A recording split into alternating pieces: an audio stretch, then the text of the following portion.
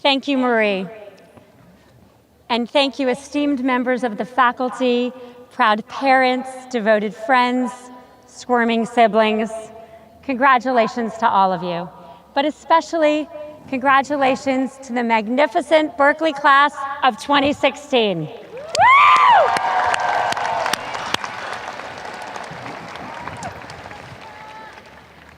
It's my privilege to be here at Berkeley, which has produced so many Nobel Prize winners, Turing Award winners, astronauts, members of Congress, Olympic gold medalists, and that's just the women.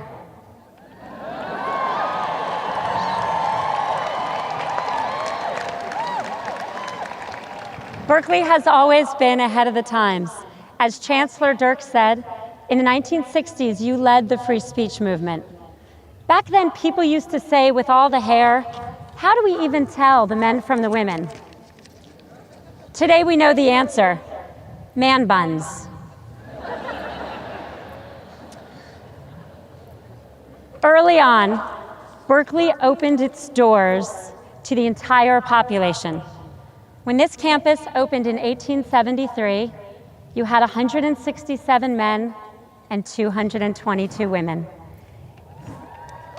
It took my alma mater another 90 years to give a single degree to a single woman. One of the women who came here in search of opportunity was Rosalind Nuss. Roz grew up scrubbing floors in the Berkeley boarding house where she lived. In high school, her parents pulled her out of school to help support the family. And it was a local teacher who talked her parents into putting her back into school. In 1973, she sat where you sit today, and she became a Berkeley graduate. Roz was my grandmother.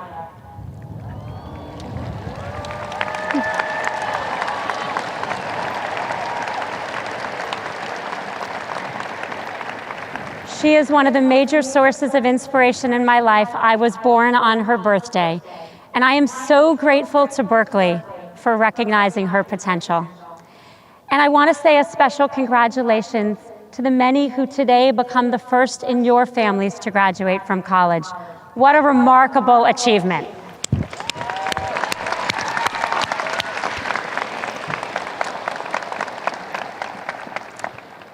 Today is a day of celebration, a day to celebrate all the hard work that got you to this moment. Today is a day of thanks, a day to thank all the people who helped you get here, the people who taught you and nurtured you, cheered you on, and dried you tears. Or at least didn't write on you with a Sharpie when you fell asleep at a party. Today is a day of reflection, because today marks the end of one era of your life and the beginning of something new. A commencement address is meant to be a dance between youth and wisdom. You provide the youth. Someone comes up here to be the voice of wisdom. That's supposed to be me. I tell you all the things I've learned in life. You throw your cap in the air. You let your family take 1 million photos and hopefully post them on Instagram. And then we all go home happy. Today's going to be a bit different. We'll still do the caps, and you still have to do the photos. But I'm not going to tell you today what I learned in life. Today I'm going to try to tell you what I learned in death. I've not spoken about this publicly before, and it's hard, but I promise not to blow my nose on this beautiful Berkeley rose.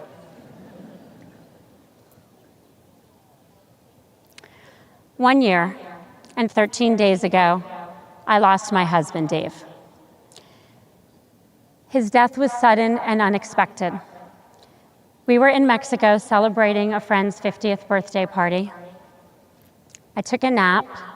He went to work out. What followed was the unthinkable. I walked into a gym to find him lying on the floor. I flew home to tell my children that their father was gone. I watched his casket being lowered into the ground. For many months afterwards, and at many times since, I was swallowed in the deep fog of grief, what I think of as the void, an emptiness that fills your heart and your lungs, constricts your ability to think or even to breathe. Dave's death changed me in very profound ways. I learned about the depths of sadness and the brutality of loss. But I also learned that when life sucks you under, you can kick against the bottom, find the surface, and breathe again.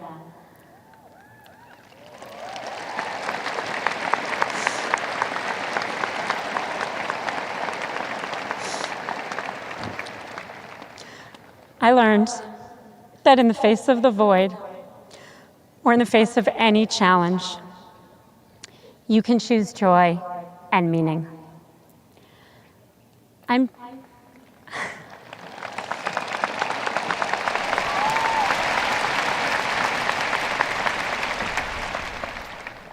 I'm sharing this with you today in the hopes that on this day in your lives, with all the momentum and the joy, you can learn in life the lessons I only learned in death. Lessons about hope, about strength, and about the light within us that will not be extinguished.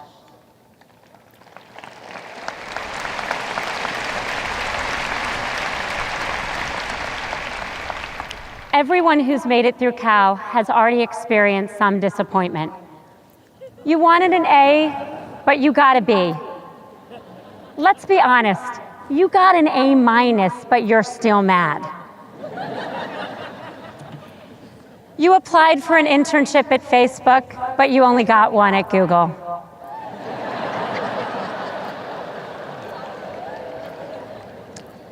She was clearly the love of your life, but then she swiped left. Game of Thrones, the show, has diverged way too much from the books, and you're mad because you read 4,352 pages.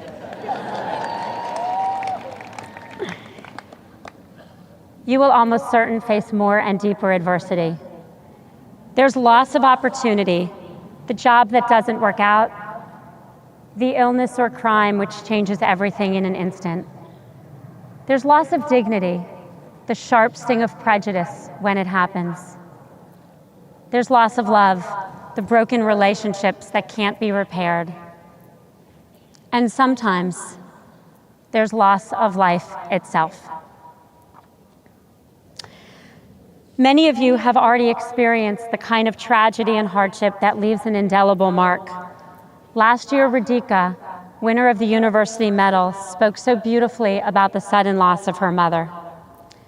The question is not if some of these things will happen to you, they will. What I want to talk about today is what you do next. About the things you can do to overcome adversity, no matter when it hits you or how it hits. The easy days ahead of you will be easy. It is the hard days, the days that challenge you to your very core, that will determine who you are. You will be defined not just by what you achieve, but by how you survive.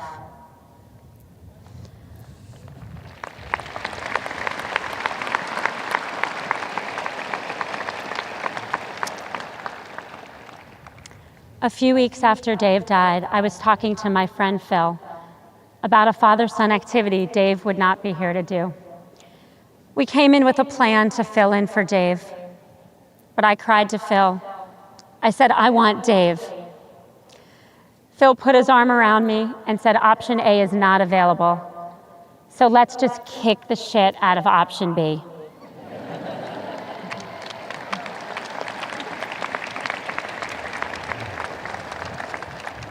We all at some point live some form of option B. The question is, what do we do next?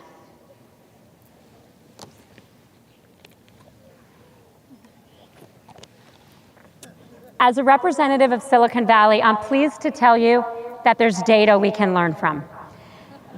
After spending decades studying how people deal with setbacks, psychologist Martin Seligman found that there are 3 Ps: personalization, pervasiveness, and permanence, that are critical to how we bounce back from hardship. The seeds of resilience are planted in the way we process the negative events of our lives. The first P is personalization, the belief that we are at fault. This is different from taking responsibility, which you should always do. This is the lesson that not everything that happens to us happens because of us. When Dave died, I had a very common reaction, which was to blame myself. He died in seconds from a cardiac arrhythmia. I pored over his medical records, asking what I could have or should have done. It wasn't until I learned about the 3 Ps that I accepted that I could not have prevented his death. His doctors had not diagnosed his coronary artery disease. I was an economics major. How could I? Studies show that getting past personalization can make us stronger. Teachers who have students who fail, who believe they can do better, revisit their methods, and have future classes that excel. College swimmers who underperform in a race but believe they can do better, do. Not taking failures personally allows us to recover and even to thrive.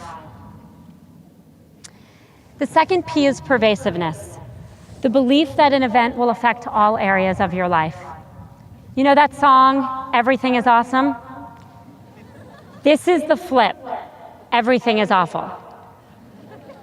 There's nowhere to hide from the all-consuming sadness. The child psychologist I spoke to encouraged me to get my children back to their routine as quickly as possible. So 10 days after Dave died, my kids went back to school and I went back to work. I remember sitting in my first Facebook meeting in a total haze, thinking, what is everyone talking about and how could this possibly matter? And then I got drawn into the conversation, and for a second, the briefest of all seconds, I forgot about death. That second helped me see that there were other things in my life that were not awful. My children and I were healthy. My friends and family, some of whom are with me today, were carrying us quite literally. The loss of a partner often has severe negative financial consequences, especially for women. So many single mothers and fathers struggle to make ends meet and don't get the time off they need to care for their families. I had financial security, the ability to take the time off I needed, and not just a job I loved, but one where I was encouraged to spend all day on Facebook. Gradually, my children started sleeping through the night, crying less, and playing more. The third P is permanence, the belief that the sorrow will last forever. This was the hardest by me for far, because for so long it felt like the overwhelming grief would never leave. We often project our current feelings out indefinitely. We're anxious, and then we're anxious that we're anxious. We're sad, and then we're sad that we're sad. Instead, we should accept our feelings, but know that they won't last forever. My rabbi of all people actually told me, and this is a quote, that I should lean into the suck. Not what I meant when I said lean in. None of you need me to explain the fourth P, which is, of course, pizza from Cheeseboard. But I wish I had known about the 3 Ps where I was your age, because there are so many times they would have helped me. Day 1 of my first job out of college, my new boss figured out that I did not know how to enter data into Lotus 123. That's a spreadsheet. Ask your parents later. His mouth dropped open, and he said in front of everyone, "I can't believe you got this job without knowing that." And then he left the room. I was sure I was getting fired my very first week of work. I thought I was terrible at everything, but really, I was just terrible at spreadsheets. Understanding pervasiveness would have saved me a lot of anxiety that first week. I wish I had known about permanence when I broke up with boyfriends. It would have been a comfort to know that that feeling wasn't going to last forever. And if I was honest with myself, neither were any of those relationships. And I wish I had understood personalization when boyfriends broke up with me. Sometimes it's not you, it really is them. That guy really didn't shower.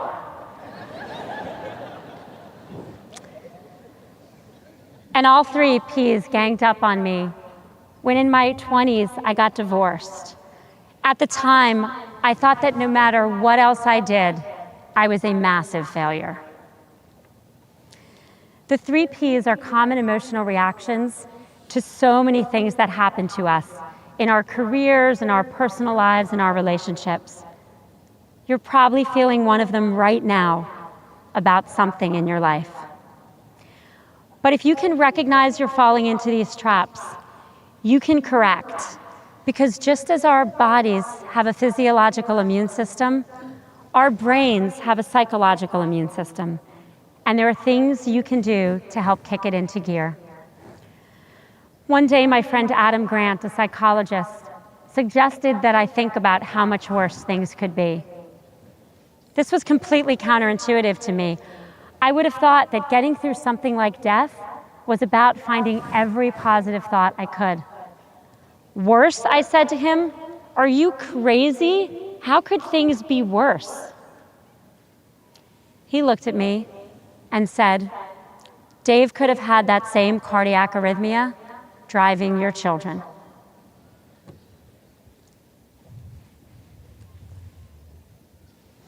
The minute he said it, I felt overwhelming gratitude that my children were alive, and that gratitude overtook some of the grief. Finding gratitude and appreciation is key to resilience. People who take the time to list the things they're grateful for are healthier and happier. My New Year's resolution this year is to, before I go to bed, write down 3 moments of joy. And this really simple practice has changed my life, because no matter what happens each day, I go to bed thinking of something cheerful. Try it.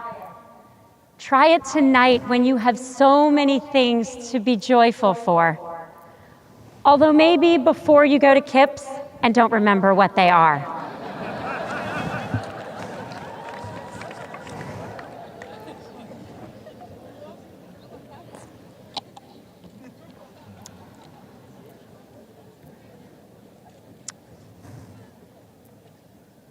Last month, 11 days before the anniversary of Dave's death, I broke down crying to a friend of mine. We were sitting, of all places, on a bathroom floor. I said 11 days. A year ago, he had 11 days left, and we had no idea. And then through tears, we asked each other how we would live if we knew we had 11 days left. As you graduate, can you ask yourselves to live as if you had 11 days left? I don't mean blow everything off and party all the time, although I've already said tonight's an exception. I mean live with the understanding of how precious every day would be, because that's how precious every day actually is.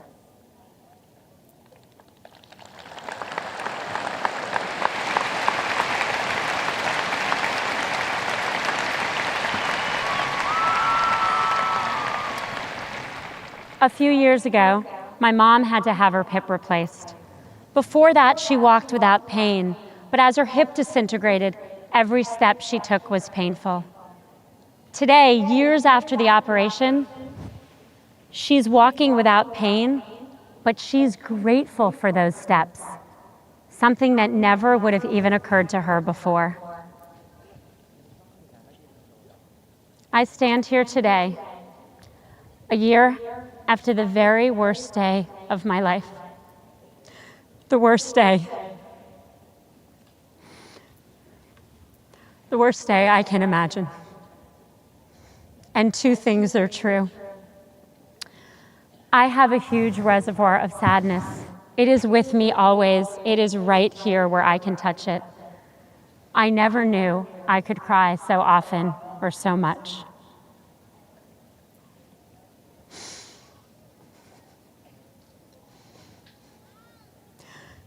But for the first time, I'm grateful for each breath in and out.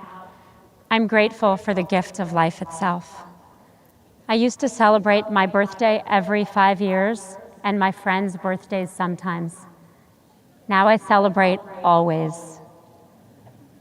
I used to go to bed every night worrying about all the things I did wrong that day, and trust me, the list was long.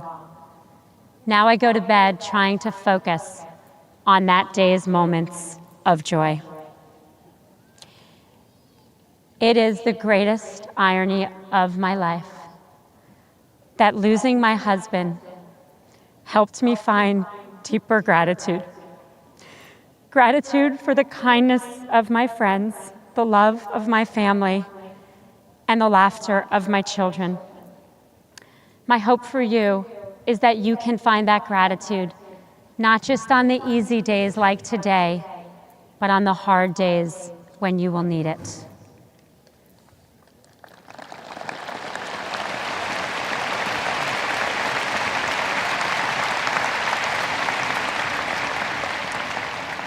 There are so many moments of joy ahead of you. The trip you always wanted to take, a first kiss with someone you really like, finding a job you believe in, beating Stanford, go Bears.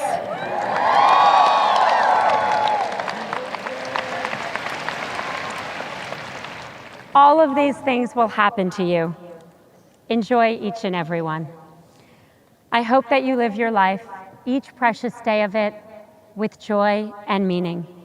I hope that you walk without pain and you are grateful for each step. And when the challenges come, I hope you remember that deep within you is the ability to learn and grow. You are not born with a fixed amount of resilience. It's a muscle. You can build it up and then draw on it when you need it. And in that process, you figure out who you really are, and you just might become the very best version of yourself.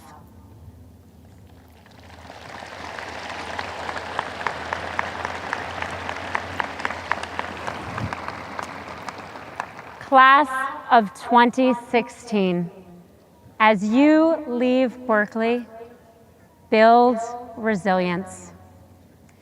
Build resilience in yourselves. When tragedy or dismay strike, know that you have deep within you the ability to get through anything, and I mean anything. I promise you do. As the saying goes, we are more vulnerable than we ever thought, but we are stronger than we ever imagined.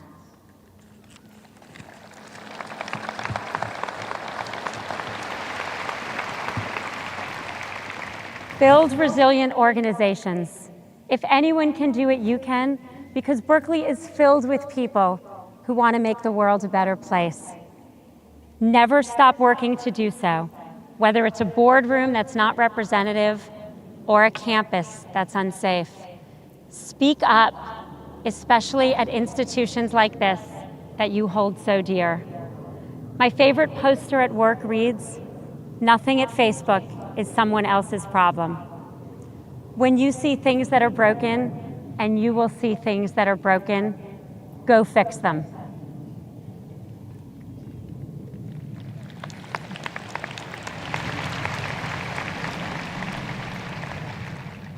Build resilient communities.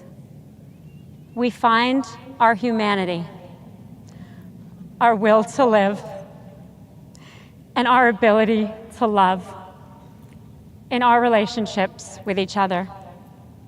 Be there for your family and friends.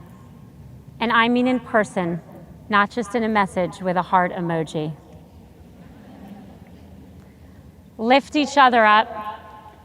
Help each other kick the shit out of option B.